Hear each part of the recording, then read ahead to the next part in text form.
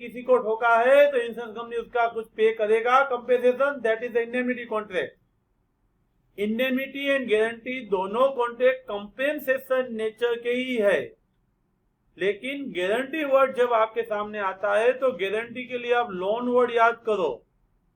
आप जब home loan लेने जाता है, एक होम लोन लेने जाएगा तो बैंक वाला बोलेंगे मुझे गारंटर दो, एक्स वाई को बोलेगा तो मेरा गारंटर बन तो ही मुझे लोन मिलेगी, तो वाई को यहाँ पे सियोरिटी बोला जाएगा। लोन लेने एक्स गया है वो प्रिंसिपल लेटर बोला जाएगा। बैंक ऑफ बड़ौदा लोन दे रही है वो क्रेडिटर बोला जाएगा। तो क्रेडिटर्स है वो बैंक है, लोन लेने वाला है वो प्रिंसिपल लेटर है, और गारंटी देने वाला है वो सियोरिटी है। हम कॉन्ट्रैक्ट ऑफ गारंटी किसको बोलते हैं? कॉन्ट्रैक्ट ऑफ गारंटी है वो परफॉर्मेंस ऑफ द प्रॉमिस के लिए होता है, डिस्चार्ज ऑफ द लायबिलिटी के लिए होता है। कॉन्ट्रैक्ट ऑफ गारंटी वो एक कॉन्ट्रैक्ट ही है, किसके लिए है? Performance of the promise. X goods नहीं देगा तो वाई देगा, performance of the promise. And discharge the liability, x payment नहीं करेगा तो वाई पेमेंट करेगा। Liability of the third person in case of A default. मुझे एक्स को पे करना है तो मेरी लायबिलिटी है, एक्स को पे करना है, कौन करेगा? वाई करेगा। तो वाई है वो सियोरिटी है, मेरी लायबिलिटी है, मैं प्रिंसिपल लेटर हूं, एंड एक्स है वो क्रेडिटर्स है। थर्ड पर्सन की लायबिलिटी, क्रेडिटर की लायबिलिटी, क्रेडिटर को पे करने की लायबिलिटी, सियोरिटी कब पे करेगा? प्रिंसिपल लेटर डिफॉल्ट करेगा तब। यहाँ पे सियोरिटी एंड क्रेडिटर्स का ट्रांजेक्शन है, सियोरिटी क्रेडिटर्स को पे कर रहा है, सियोरिटी लायबिलिटी परफॉर्म कर रहा है, सियोरिटी डिस्चार्ज कर रहा है, लेकिन किसकी लायबिलिटी है? सियोरिटी है वो क्रेडिटर्स को पे कर रहा है। थर्ड पर्सन यहाँ प्रिंसिपल डेटर के लिए वर्ड यूज किया है, दे रहा है सियोरिटी, ले रहा है क्रेडिटर्स, लेकिन थर्ड पर्सन प्रिंसिपल डेटर की लायबिलिटी दे रहा है। प्रिंसिपल डेटर्स का है वो परफॉर्मेंस है वो अदा कर रहा है। तो कॉन्ट्रैक्ट ऑफ गारंटी एक कॉन्ट्रैक्ट ही है, परफॉर्मेंस ऑफ द प्रॉमिस है, डिस्चार्ज ऑफ द लायबिलिटी है, ऑफ द थर्ड पर्सन है, on the default of third person है। तो ये वर्डिंग्स आपको ख्याल रखने हैं। यहाँ पे तीन पार्टी इन्वॉल्व होगी, कौन सी तीन पार्टी इन्वॉल्व होगी? सबसे पहले सियोरिटी, सियोरिटी किसको बोलते हैं? Who gives the guarantee will be surety. Second, principal debtor. Who is principal debtor? Person in respect of whose default the guarantee is given, जिसके डिफॉल्ट पे गारंटी दी जाती है।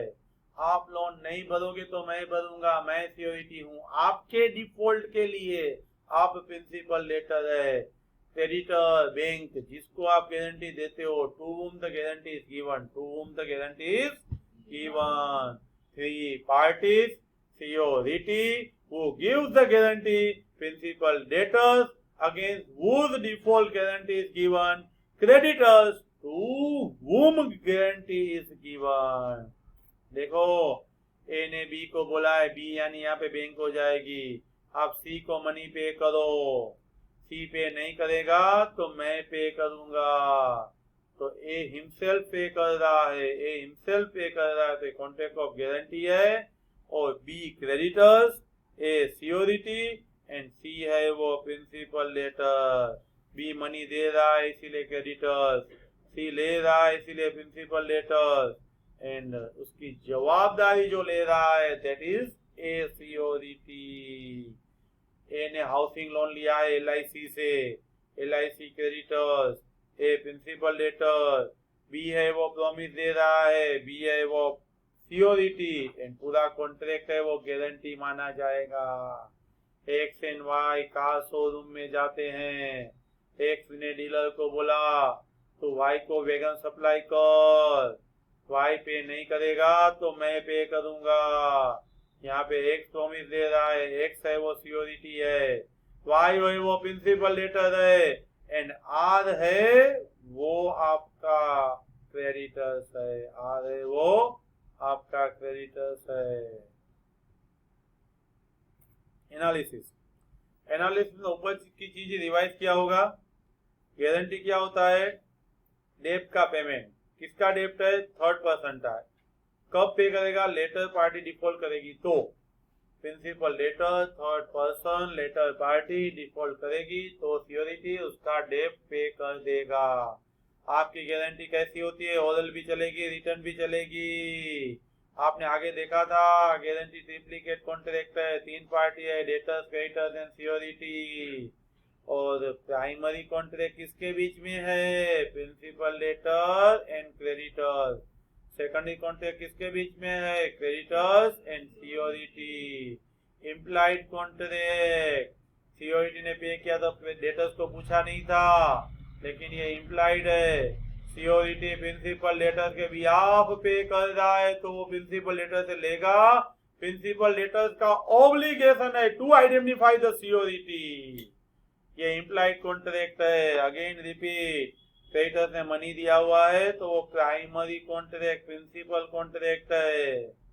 सिक्योरिटी ने क्रेडिटर्स को गारंटी दिया है तो वो सेकेंडरी कॉन्ट्रैक्ट है। सिक्योरिटी प्रिंसिपल डेटर्स का गला पकड़ेगा आइडेंटिफाई करने के लिए तो वो होगा इम्प्लाइड कॉन्ट्रैक्ट।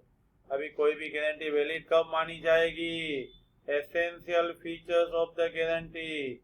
सबसे पहले प्रिंसिपल डेब्ट होना चाहिए। प्रिंसिपल डेब्ट यानी रिकवरेबल डेब्ट। क्रेडिटर्स ने जो प्रिंसिपल डेटर्स को पे किया है वो वापस लेने का राइट उसके पास होना चाहिए, सिक्योर्ड होना चाहिए। इसीलिए गारंटी में समवन लायबल यानी प्रिंसिपल डेटर लायबल है। सिक्योरिटी अंडरटेक रिस्पॉन्सिबिलिटी सिक्योरिटी ले रहा है, प्रिंसिपल डेटर लायबल है। उसके डिफॉल्ट पे सिक्योरिटी पे करेगा तो ही वो सिक्योरिटी का कॉन्ट्रैक्ट गारंटी माना जाएगा। जब प्रिंसिपल डेब्ट ही नहीं है, रिकवरेबल डेब्ट ही नहीं है, जब प्रिंसिपल डेटर को पे करने का रिस्पॉन्सिबिलिटी नहीं है तो गारंटी वैलिड नहीं है। जहां पे प्रिंसिपल डेटर लायबल है वहीं पे सिक्योरिटी लायबल है। रिकवरेबल डेब्ट है, लीगल डेब्ट है तो ही सिक्योरिटी लायबल है। जब प्रिंसिपल डेटर लायबल नहीं तब सिक्योरिटी भी लायबल नहीं है। कंसीडरेशन, सिक्योरिटी का इनडायरेक्ट कंसीडरेशन चलेगा। क्रेडिटर्स को डायरेक्ट कंसीडरेशन सिक्योरिटी को देने की जरूरत नहीं है। क्रेडिटर्स ने डेटर्स को जो लोन दिया है, डेटर्स को जो फायदा हुआ है, डेटर्स ने जो लोन लिया है वही कंसीडरेशन सिक्योरिटी के लिए सफिशिएंट है। विदाउट कंसीडरेशन कॉन्ट्रैक्ट वैलिड नहीं है, विदाउट कंसीडरेशन गारंटी वैलिड नहीं है। लेकिन क्रेडिटर से प्रिंसिपल डेटर्स को जो मिला है वो कंसीडरेशन सिक्योरिटी के लिए भी सफिशिएंट है। यहाँ पे बोला है अदर कॉन्ट्रैक्ट की तरह कंसीडरेशन होना जरूरी है। विदाउट कंसीडरेशन कॉन्ट्रैक्ट वॉइड माना जाएगा। लेकिन no need of direct consideration, security and creditors के बीच में डायरेक्ट कंसीडरेशन की जरूरत नहीं है। प्रिंसिपल डेटर्स को जो कंसीडरेशन मिला है वो सफिशिएंट कंसीडरेशन है। पास्ट कंसीडरेशन नहीं माना जाएगा।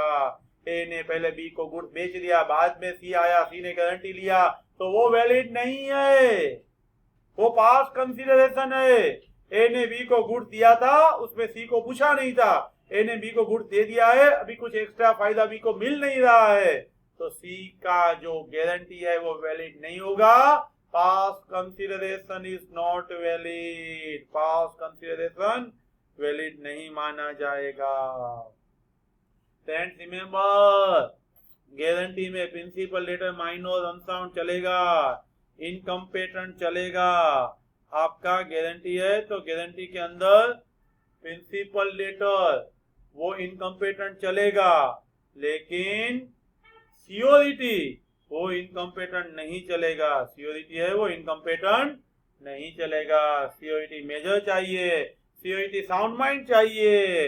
रिमेंबर, प्रिंसिपल लेटर इनकम्पेटेंट चलेगा, सिक्योरिटी इनकम्पेटेंट नहीं चलेगा। एग्जाम्पल 10 देखो, बी ने रिक्वेस्ट किया ए को मुझे गुड सेल करो, बाद में सी ने गारंटी लिया, पेमेंट ऑफ द प्राइस, लेकिन देखो ऑन क्रेडिट सेल किया था, ऑन क्रेडिट सेल किया था, लेकिन जब गुड्स बेचा है तभी ही गारंटी लिया है। ऐसा नहीं बोला है कि गारंटी आफ्टरवर्ड वर्ड कहीं पे भी नहीं है। तो सी ने प्रॉमिस किया है कि कुछ भी डिफॉल्ट करेगा तो मैं पे कर दूंगा। ए को पेमेंट किसको करना है? सबसे पहले बी ने रिक्वेस्ट किया था ए को sell and deliver goods on credit, और ए ने बोला था ओके मैं दे रहा हूं, ए ने प्रॉमिस दिया था। तो there is a sufficient consideration. यहाँ पे ए गुड सप्लाई कर रहा है, ए क्रेडिटर्स है, बी गुड्स ले रहा है वो प्रिंसिपल लेटर है, और सी प्रॉमिस कर रहा है इसीलिए सी सियोरिटी है। पूरे में कहीं पे भी आफ्टरवर्ड शॉर्ट नहीं है, पास कंसीडरेशन नहीं हो रहा है। At the time of sale ही सी ने हाँ बोला है, इसलिए आपका गारंटी यहाँ पे वैलिड माना जाएगा। अभी यहाँ पे सेकंड देखो 11, ए ने गुड्स बी को डिलीवर कर दिया, सी ने आफ्टरवर्ड रिक्वेस्ट किया ए को to forbear to C for a year. यहाँ पे सी ने प्रॉमिस आफ्टरवर्ड दिया है, लेकिन बी को एक्स्ट्रा बेनिफिट मिला है 1 ईयर तक का। ए अभी बी पे 1 साल तक स्यू नहीं करेगा। सी बीच में नहीं पड़ा होता तो ए इमीडिएटली स्यू करता। यहाँ पे 1 साल के बाद ए स्यू कर पाएगा, इसीलिए बी को फायदा मिला है, इसीलिए आफ्टरवर्ड सी ने गारंटी दिया है, तो वो भी सफिशिएंट कंसीडरेशन है, वो भी आपका वैलिड है। See the 12th example.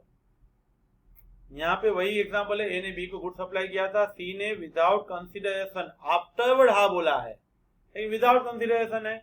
यहाँ पे ऐसा नहीं बोला था ए ने हम बी पे 1 साल तक स्यू नहीं करेंगे, ऐसा 11 में बोला था, इसीलिए वैलिड था। यहाँ पे सिर्फ आफ्टरवर्ड गारंटी लिया है, कुछ फायदा बी को नहीं मिला है, तो यहाँ पे गारंटी वैलिड आपका नहीं होगा, गारंटी वैलिड आपका नहीं होगा। एग्जिस्टेंस ऑफ ए लायबिलिटी, देखो जिसका परफॉर्मेंस का आपने गारंटी लिया है वो लायबिलिटी इन्फोर्सेबल बाय लॉ होना चाहिए, एग्जिस्ट होना चाहिए। प्रिंसिपल डेटर्स का लायबिलिटी कमेंस हुआ है, प्रिंसिपल डेटर्स का लायबिलिटी एग्जिस्ट है तो ही सियोरिटी लायबल है, वरना टाइम बेड डेप्ट है 3 साल हो गए हैं तो प्रिंसिपल डेटर्स लायबल नहीं रहेगा, तो सियोरिटी भी लायबल नहीं रहेगा।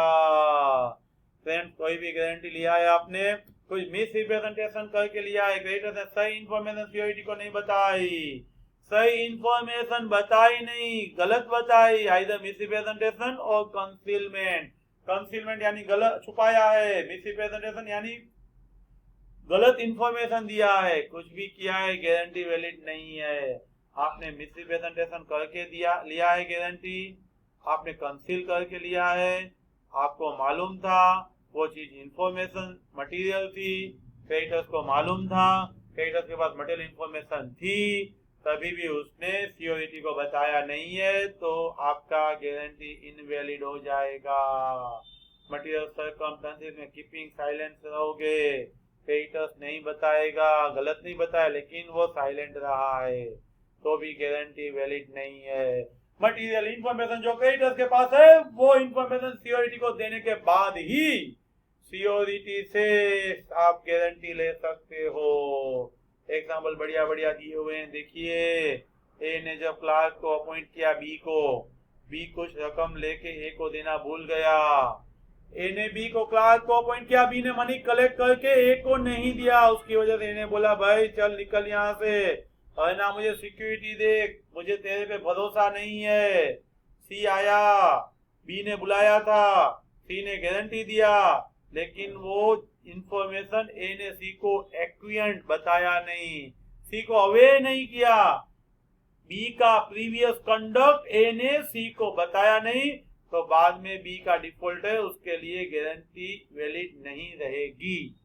क्यों? क्लार्क ने पुराना गफला किया था, कुछ फ्रॉड किया था, वो मालूम है, क्रेडिटर्स को मालूम है, ए को मालूम है, तो ए जब सी से गारंटी ले रहा है तब ए को सी को बताना है पुराना इसका गलती आपको मालूम है ना, वो पढ़ के ही आप एग्रीमेंट करो, आप गारंटी दो।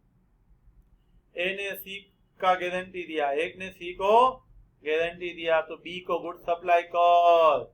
ए ने बोला सी को एक सियोरिटी, सी क्रेडिटर्स, बी प्रिंसिपल लेटर, और बोला ए ने सी को बोला बी को तो 2000 टन का गुड सप्लाई कर। B and C privately agree हो रहे हैं, 5 rupees beyond the market price देंगे और वो ओल्ड डेप के सामने यूज करेंगे, नहीं चलेगा। सी को पूछे, ए को पूछे बिना बी एंड सी सीओईटी को पूछे बिना क्रेडिटर्स एंड डेटर्स कुछ भी कॉन्ट्रैक्ट नहीं कर सकते, किया है तो सीओईटी लायबल नहीं रहेगा। Any variation in the terms हुआ है, सीओईटी को पूछा नहीं है तो सीओईटी लायबल नहीं होगा। गारंटी का कॉन्ट्रैक्ट ऐसा जरूरी नहीं है कि रिटर्न ही होना चाहिए, गारंटी का कॉन्ट्रैक्ट रिटर्न भी चलेगा, ओरल भी चलेगा। And joining of the other को सीओईटी, ए ने सी को बोला बी गारंटी दे रहा है तो मैं भी गारंटी दे रहा हूं। ए की गारंटी कब तक वैलिड नहीं, जब तक बी गारंटी नहीं देता है। बी गारंटी देगा तो ही ए का गारंटी वैलिड रहेगा। ज्वाइनिंग द अदर को सीओईटी, जब कोई बंदा गारंटी दे रहा है कॉन्ट्रैक्ट में, creditors not act until another person is joined, another person जब तक ज्वाइन नहीं कर रहा है तब तक पहला बंदा लायबल नहीं होगा। को सीओईटी ज्वाइन जब नहीं करेगा तब तक गारंटी वैलिड नहीं होगी। If other person does not join, दूसरा बंदा ज्वाइन नहीं हुआ है तो ओरिजिनल बंदा भी लायबल नहीं है। गारंटी बाय ए सीओईटी is not valid if condition imposed are not fulfilled। Condition क्या था, को सीओईटी को ज्वाइन होना है, को सीओईटी ज्वाइन हुआ नहीं हुआ तो ये बंदा भी लायबल नहीं होगा। फ्रेंड्स, टाइप्स ऑफ गारंटी, दो तरीके की गारंटी है। स्पेसिफिक गारंटी है, सिंगल डेप के लिए, स्पेसिफिक ट्रांजेक्शन के लिए गारंटी दिया है तो वो स्पेसिफिक गारंटी है। जब तक वो परफॉर्म नहीं होगी तब तक आप डिस्चार्ज नहीं होते हैं।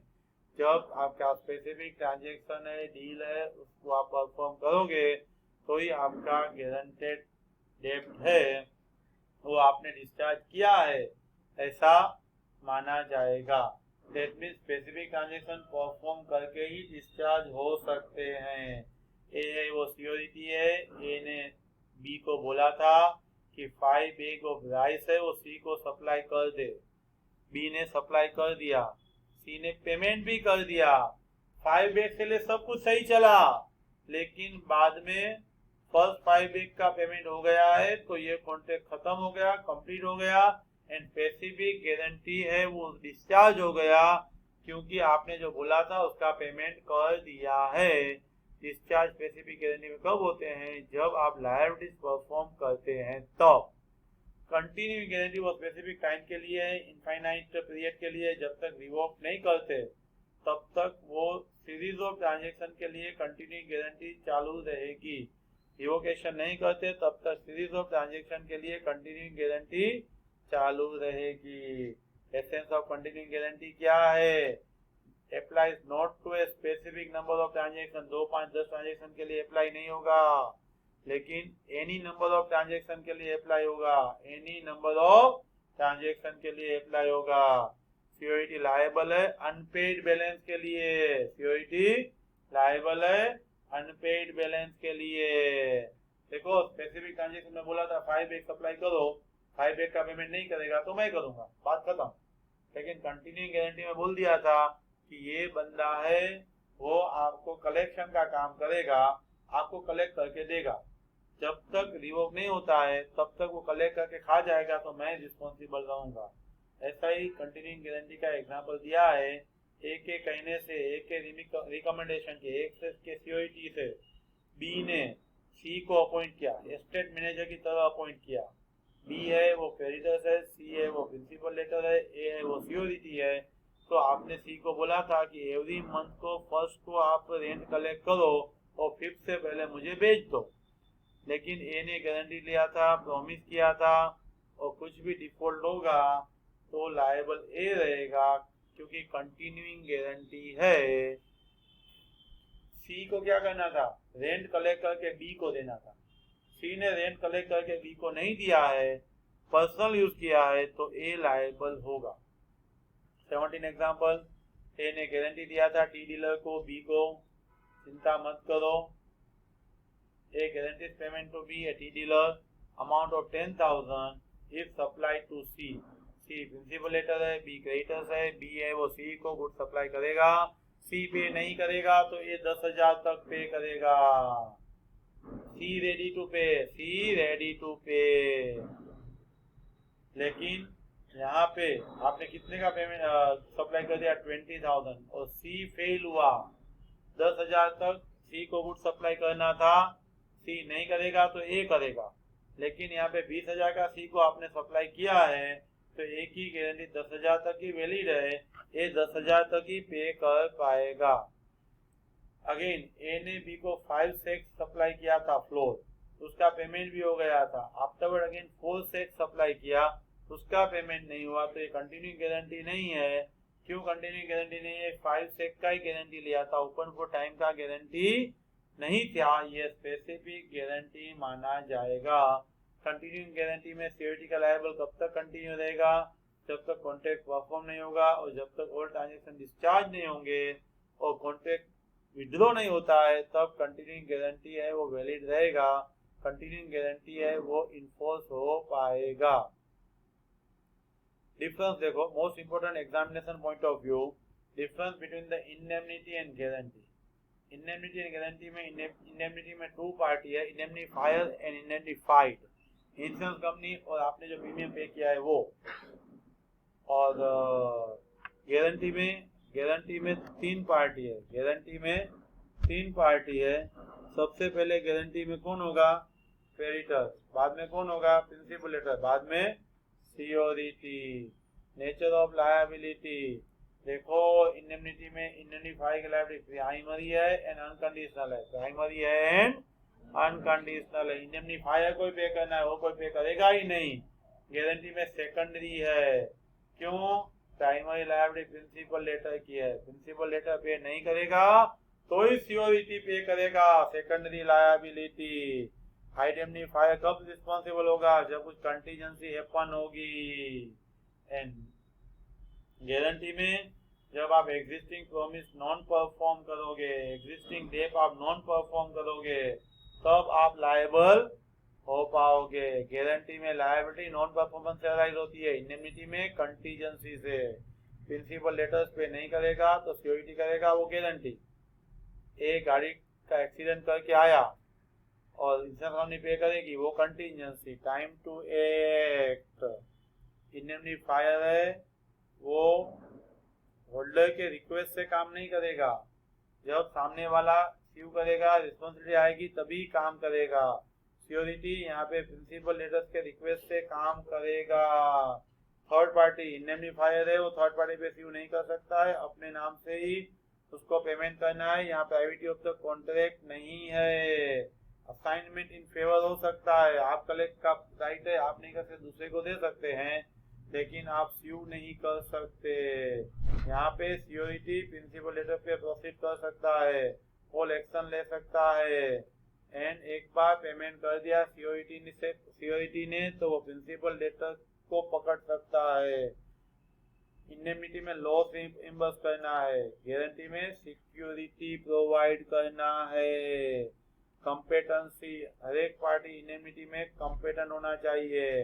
गारंटी में प्रिंसिपल लेटर है वो माइनर चलेगा। Friends thank you very much, बने रहे मेरे साथ वो रिवीजन वीडियो बुक सामने रख के सुनिए तो ही समझ में आएगा। Thank you very much.